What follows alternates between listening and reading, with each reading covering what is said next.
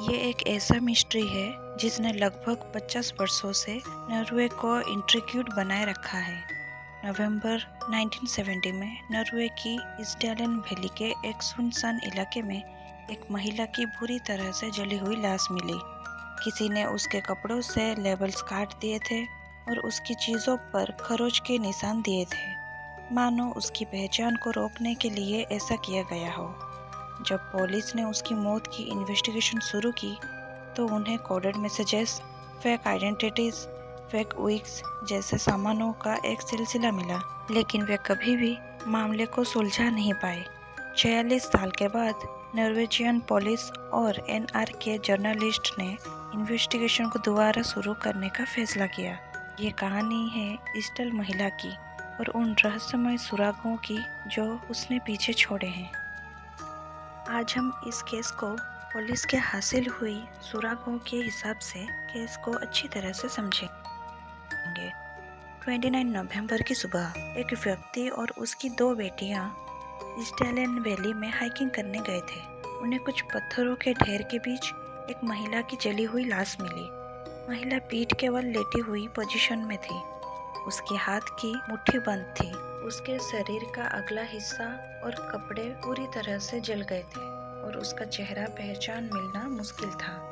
इसडैलेन को कुछ लोकल लोग डेथ वैली के नाम से जानते हैं। ये एक ऐसा स्थान था जहां मेडिवल टाइम में लोग सुसाइड करते थे और 1960 सेंचुरी में कुछ माउंटेन हाइकर्स कोहरे में ट्रैकिंग करते समय गिरकर अपनी जान गंवा बैठे थे। ये एक सुनसान जगह थी। पैदल चलने के लिए ये एक अनयूजुअल प्लेस थी। इंसिडेंट प्लेस पर बुलाए जाने वाले पहले ऑफिसर्स में से एक पुलिस लॉयर कार्ल ने BBC को बताया, उन्हें जले हुए शरीर की स्ट्रॉन्ग स्मेल याद है। वे कहते हैं शरीर का अगला हिस्सा पूरी तरह से जल गया था, जिसमें ज्यादातर बाल और चेहरा शामिल थे।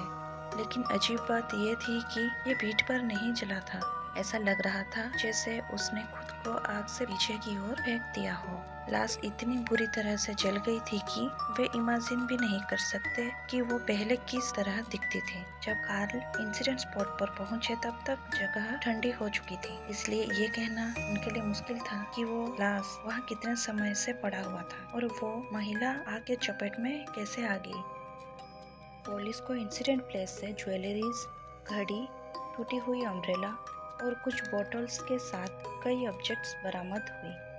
लेकिन चीज़ों की पोजीशन ही वही चीज़ है जो फॉरेंसिक इन्वेस्टिगेटर में से एक टॉर्मोड बोन्स पर सबसे डीप इम्प्रेशन छोड़ती है। महिला ने ना तो घड़ी पहनी थी और ना ही अपने ज्वेलरी, बल्कि उन्हें उसके बगल में रखा गया था। शरीर के चारों ओर रखी चीज़ों की पोजीशन और प्लेसमेंट अजीब था। ऐसा लग रहा था जैसे वहाँ किसी प्रकार का सेरेमनी हुआ हो। पुलिस को रबर के जूतों और नायलॉन के ऑब्जेक्ट्स भी मिले थे। उस महिला ने सिंथेटिक मटेरियल्स के कपड़े पहन रखे थे और वे सभी बुरी तरह से जल गए थे। पुलिस ने आई विटनेस से अपील जारी की थी। उनके अनुसार महिला की हाइट लगभग 164 सेंटीमीटर यानी 5 फीट 4 इंच थी। उसके बाल लंबे और ब्राउनिश ब्लैक रंग के थे। उसका चेहरा छोटा और गोल था, आंखें ब्राउनिश कलर के थे और कान छोटे थे। उसकी एज 25 से 40 के बीच लग रही थी और मरने के समय उसने अपने बालों को ब्लू और व्हाइट ब्रेड वाले रिबन से बंधी पोनीटेल में बांध रखा था। बिना नाम के वो महिला ईस्टल ओमेन के नाम से जानी जाने लगी। उन्हें बर्गन रेलवे स्टेशन के लेफ्ट लगेज डिपार्टमेंट में 2 सूटकेसेस मिले।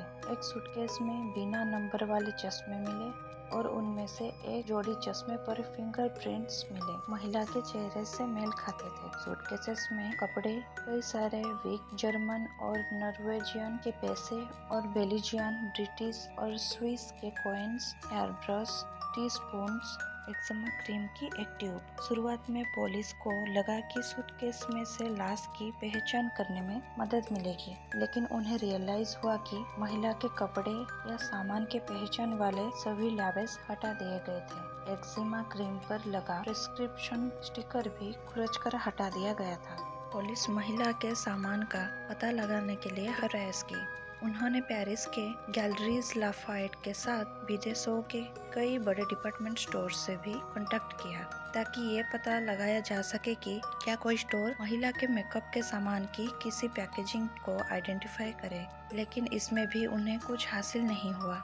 इस केस में एक मिस्टीरियस कोडेड नोट भी थी जिसे पुलिस ने बाद में सुलझाया। सूटकेस में एक इम्पोर्टेंट एविडेंस मिला, ऑस्कर रैटवेट के फुटवेयर स्टोर का एक प्लास्टिक बैग जो स्टावागर में एक जूते की दुकान है।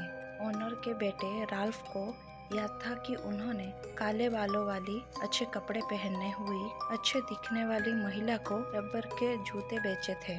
उसने जो जूते बेचे थे वे इस्टालियन घाटी में लाश के पास मिले जूते से मिलते जुलते थे। पुलिस का मानना है कि लाश के पास मिली अम्ब्रेला भी उसी दुकान से खरीदी गई थी। राल्फ का कहना है कि उस महिला ने उन पर एक इम्प्रेशन छोड़ी क्योंकि उसने अपने जूते काफी समय लिया, दूसरे कस्टमर के तुलना में कहीं अधिक समय। उन्होंने बीबीसी को बताया था कि वह अंग्रेजी बोलती थी, लेकिन क्लाम और क्वाइट एक्सप्रेशन के साथ। उन्होंने और एक बात बताई कि उन्हें उस महिला से आ रही एक स्ट्रॉन्ग स्मेल याद था, जिसके बारे में बाद में उन्हें लगा कि शायद वो लहसुन की स्मेल होगी। उसके द्वारा दिए गए डिस्क्रिप्शन के आधार पर पुलिस ने महिला का पता पास के विदुन होटल तक पहुंचने में सक्सेस हुई, जहां महिला ने फेनेला लॉर्ज नाम से चेक इन किया था। यहाँ एक प्रॉब्लम थी, फेनेला लॉर्ज उसकी असली नाम नहीं था। पता चला था कि महिला नॉर्वे के कई होटल्स में अलग अलग नामों से ठहरी थी। मैक्सिमम होटल्स में गेस्ट को पासपोर्ट दिखाना और चेक इन फॉर्म फिल करना इम्पोर्टेंट होता था। इसका मतलब है कि उसके पास कई सारे फेक पासपोर्ट रहे होंगे। पुलिस को इन्वेस्टिगेशन के दौरान पता चला कि वह महिला अंग्रेजी लैंग्वेज के साथ साथ जर्मन के सेंटेंस को भी यूज करती थी। तब तक ऐसे कई र्यूमर्स फैल चुकी थी कि वो महिला एक जासूस थी।